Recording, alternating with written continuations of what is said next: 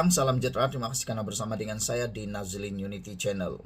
Dalam satu kenyataan di Facebook oleh Anwar Ibrahim, Perdana Menteri Malaysia, beliau menyebut, hari ini seperti kelazimannya, saya menghadap ke bawah duli Yang Maha Mulia yang di-Pertuan Agong, yaitu Al-Sultan Abdullah Riyatuddin Al-Mustafa Bilal Shah Ibni Almarhum Sultan Haji Ahmad Shah, menyembah maklum urusan kertas-kertas kabinet esok dan turut mengulas beberapa perkembangan semasa.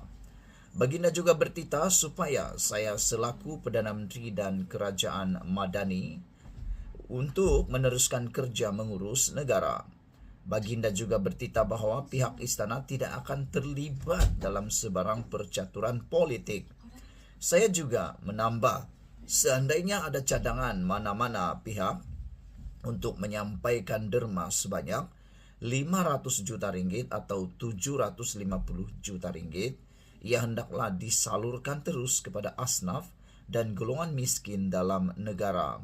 Daulat Tuanku, ditulis oleh Datuk Seri Anwar Ibrahim, Perdana Menteri Malaysia, di Facebook rasmi beliau. Persoalan dilaporkan daripada berita harian kini mengaitkan penyataan tersebut dengan persoalan RM750 juta ada kaitan dana RM1 bilion untuk rasuah jatuhkan kerajaan. Pertanyaan besar ini membuatkan kita semua terkejut besar. Bayangkan, soalan besar ini, 750 juta ringgit, adakah ada kaitan dengan dana 1 bilion ringgit yang disebut-sebut digembar-gemburkan sekarang, kononnya untuk merasuah bagi menjatuhkan kerajaan. Dalam perenggan terakhir kenyataan media Datuk Seri Anwar Ibrahim petang hari kemarin, yang menyatakan Istana Negara tidak akan terlibat dalam sebarang percaturan politik, ada menyebut mengenai wang derma sebanyak 500 juta ringgit atau 750 juta ringgit. Perdana Menteri menyatakan wang itu hendaklah disalurkan terus kepada asnaf dan golongan miskin dalam negara. Namun, kenyataan media yang disalurkan dalam media sosial beliau dan dikongsikan dengan pihak media tidak memberikan butiran lanjut. Ia menimbulkan tanda tanya yang banyak dalam kalangan netizen, rakyat Malaysia, pengamal media dan juga kepada semua pemerhati politik. Apa yang dimaksudkan dengan wang 500 juta ringgit atau 750 juta ringgit itu? Berita harian cuba mendapatkan penjelasan daripada pegawai di Pejabat Perdana Menteri. Namun sehingga laporan ini disiarkan, pesanan kepada aplikasi WhatsApp dan panggilan telefon belum dijawab. Persoalannya, adakah wang berkenaan ada kaitan dengan dakwaan percubaan untuk menumbangkan kerajaan perpaduan pimpinan Anwar Ibrahim? Ini berikutan semalam, dua pegawai kanan Perdana Menteri membuat gesaan supaya pihak berkuasa menyiasat gerakan menjatuhkan Anwar dan kerajaan. Setiausaha politik kanan Perdana Menteri Datuk Seri Samsul Iskandar Muhammad Akin pada Isnin membuat laporan berkaitan langkah Dubai di Ibu Pejabat Polis Daerah Putrajaya supaya pihak berkuasa menyiasat gerakan yang menurutnya jelas bertentangan dengan Seksyen 124B dan Seksyen 124C Kanun Keseksaan. Samsul Iskandar berkata, gerakan yang digelar langkah Dubai itu jelas tidak bertanggungjawab, yang bukan sahaja menggugat sistem demokrasi berparlimen, malah sia-sia kerana kewujudan akta anti lompat parti.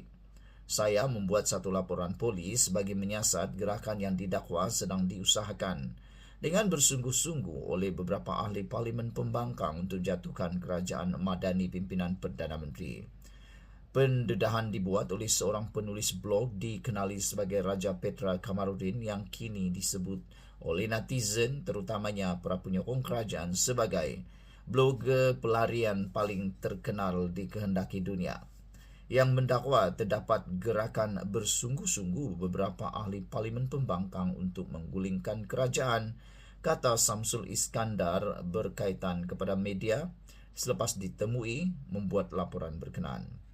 Portal Free Malaysia Today pula melaporkan kenyataan Setiausaha Politik Perdana Menteri Datuk Azman Abidin meminta pihak berkuasa menyiasat dakwaan seorang pemimpin Perikatan Nasional PN terbabit dalam cubaan merasuah individu berpengaruh dan ahli parlimen untuk menjatuhkan kerajaan perpaduan.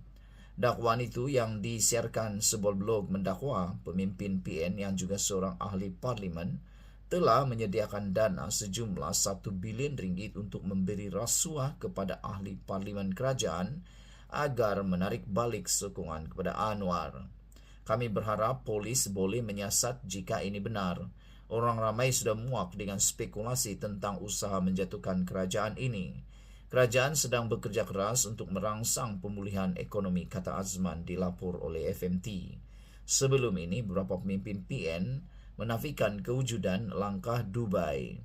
3 hari lepas, Perikatan Nasional menafikan yang di-Pertuan Agong Al-Sultan Abdullah Riyatuddin Al-Mustafa Bilal Shah, ibni almarhum Sultan Haji Ahmad Shah Al-Mustain Billah, memberi perkenan kepada 118 ahli parlimen untuk menghadap bersama akuan bersumpah SD masing-masing.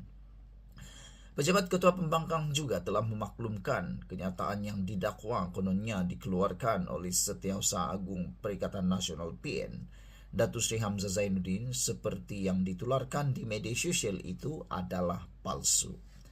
Bagaimanapun, sehari selepas itu, Menteri Besar Kedah, Datuk Seri Muhammad Sanusi Maknor, mendakwa Perikatan Nasional sudah mempunyai jumlah SD yang cukup untuk menumbangkan kerajaan perpaduan. Namun, beliau yang juga Ketua Pengarah Pilihan Raya PN tidak memaklumkan secara terperinci mengenai perkara berkenaan, termasuk jumlah SD yang diperoleh. Cuma kata Sanusi, cukup sudah jumlah SD semua. Tunggu hari sahaja, kata beliau. Namun, apabila merungkai perkara ini, ramai netizen kata, makin hari makin mengelirukan. Lain yang cakap orang lain orang cakap lain lagi yang lain cakap. Anda faham apa yang saya maksudkan? Begitulah tuh. Dan ada yang kata mereka, Raja Petra Kamarudin makin merapu. Mereka kata kalau benar ada, lebih baik umumlah segera.